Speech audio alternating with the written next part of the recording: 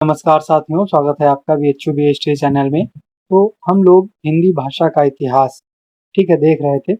इसमें unit first में जो महत्वपूर्ण प्रश्न थे, वे हम लोग कर रहे थे। तो हम लोगों ने हिंदी भाषा के उद्भव एवं विकास को देख लिया है।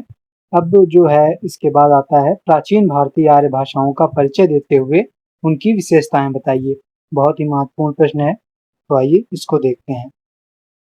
प्राचीन भारतीय आर्य भाषा का विकास 2000 ईसा पूर्व माना जाता है।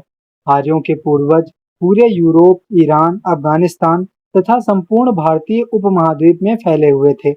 भारत में आर्यों के आगमन के पूर्व अनेक अनार्य जातियां निवास करती थी, जिनकी अपनी अपनी भाषाएं थी, जैसे निग्रो, द्रविड़, किरात, आग्नेय आदि।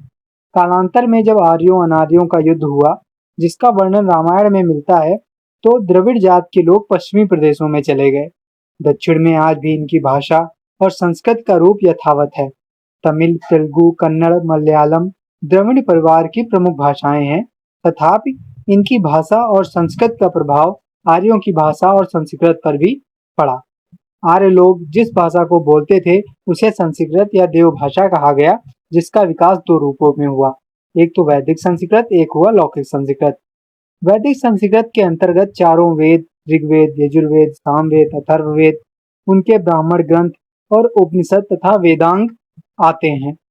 कहा जाता है कि ऋग्वेद का संकलन संपादन पंचनद अर्थात पंजाब में हुआ, जो कुरुक्षेत्र के नजदीक है। वेद में दो सबसे पुरानी जातियों का उल्लेख मिलता है, जो है कुरु और भरत। इन्हीं के घुल मिल जाने से आगे चलकर कुरु जाति बनी। छंदोबद्ध होने के कारण वैदिक संस्कृत का एक नाम छांदस भी है। तथापि यजुर्वेद और अथर्ववेद में गद्य के अंश भी हैं। इसके अतिरिक्त ब्राह्मण ग्रंथ भी गद्य में ही है। कहना ना होगा कि यह गद्य का सबसे प्राचीनतम रूप है। ठीक है, तो ये वैदिक संस्कृत का हो जाएगा। फिर अब लौकिक संस्कृत में क्या है? जब वैदिक संस्कृत क्योंकि बहुत ही कठिन थी, तो जो जन सामान्य था वो नहीं बोल पाता था, इससे लौकिक संस्कृत का निर्माण हुआ। लौकिक संस्कृत का आरंभ वाल्मीकि के रामायण महाकाव्य से माना जाता है। व्यास रचित महाभारत भी इसी के अंतर्गत आता है।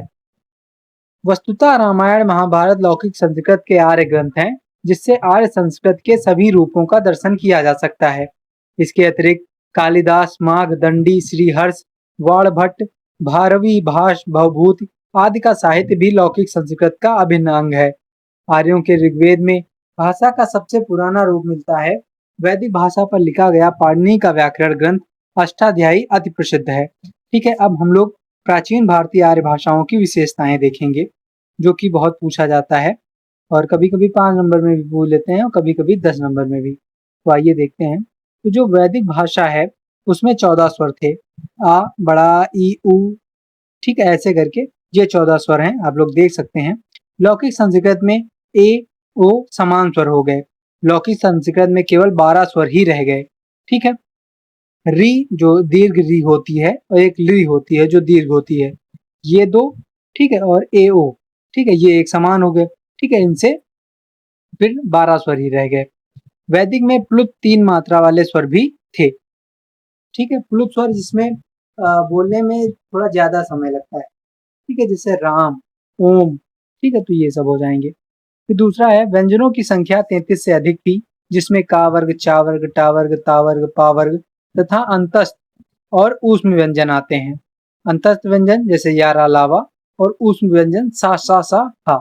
इसके अतिरिक्त 4 ध्वनियां और थीं जो लुप्त हो गईं। ठीक है, वैदिक साहित्य में संधि और समास प्रायः 2 शब्दों के मेल से होते थे, जो लौकिक संस्कृत में आकर 10 से 15 तक हो गए। वैदिक भाषा में गीतात्मकता के साथ स्वराघात और बलाघात था, जो कि लौकिक संस्कृत में आकर केवल बलाघात और स्वराघात रह गया। गीतात्मकता भी समाप्त हो गई। ठीक है, तो वैदिक संस्कृत में जो था गीतात्मकता थी, स्वराघात और बलाघात था। ठीक है, और लौकिक संस्कृत में बलाघात और स्वराघात तो रहा, लेकिन गीतात्मकता समाप्त हो गई। वैदिक और लौकिक दोनों ही भाषाओं में 3 वचन, 3 लिंग और 8 कारक विभक्ति विद्यमान थे तथा लिंग भेद के अनुसार इनका प्रयोग होता था। ठीक है, वचन, लिंग और 8 कारक विभक्ति तो आप लोग जानते ही होंगे। ठीक है, वचन वही एक वचन, द्विवचन, बहुवचन, लिंग प्रथम पुरुष, मध्यम पुरुष, उत्तम पुरुष और विभक्ति तो वो प्रथमा द्वितीय वाला आप लोगों ने पढ़ा ही होगा, संप्रदान, अधिकरण, संबोधन, ये सब। संज्ञा की अपेक्षा सर्वनामों की रूप रचना अधिक जटिल थी। उत्तम पुरुष और मध्य पुरुष में लिंग भेद नहीं होता था, परंतु अन्य पुरुष में लिंग भेद होता था। क्रिया का आधार धातुएं थी जो 10 गणों में विभक्त थी। प्रत्येक गण की धातुओं का रूपांतरण या तो परस्मय पद में होता था या आत्मनेय पद में। कुछ एक धातुएं उभय पद भी थी। परस्मय दूसरों के लिए और आत्मनेय अपने लिए होता था। क्रिया के 12 भाव भेद और काल भेद थे जिन्हें लकार कहा जाता था। जड़ लकार, लिंग लकार, लोड लकार, ये सब आप लोगों ने पढ़ा होगा। ठीक है, तो वही यहाँ पे बात हुई है। तद्धित, तद्धित मतलब होता है जो संज्ञा, सर्वनाम, विशेषण आदि के अंत में जुड़े। कृत्य प्रत्यय होते हैं जो क्रिया के अंत में जुड़ के। तो इन तद्धित और कृत्य प्रत्ययों के सहायता से प्राचीन भारतीय आर्य भाषा ने अपना शब्दकोश विकसित किया। वैदिक भाषा की पद रचना श्लिष्ट योगात्मक थी, जिसमें विविधता और अनेकता थी। जैसे देवो, देवः, देवाशाः, देवेभिः। ठीक, तो एक ही शब्द में योग करके अन्य शब्द भी बनते थे। लौकिक संस्कृत में शब्द रूपों, धातु रूपों और प्रत्ययों की विविधता कम हो गई तथा काल, पुरुष, वचन, लिंग आदि के ऐच्छिक परिवर्तन समाप्त हो गए। वैदिक संस्कृत में वर्णिक छंद का प्रयोग हुआ। वैदिक संस्कृत में मूल शब्द से विकसित तद्भव शब्दों का प्रयोग होने लगा। जैसे इद, इद जो था वो तत्सम शब्द है, फिर ईह जो है वो उसका तद्भव शब्द है। ईह का अर्थ यहाँ होगा। फिर वैदिक और लौकिक संस्कृत की समानताएं व विषमानताएं भी पूछता है, तो कुछ पॉइंट है, आप लोग देख लीजिए।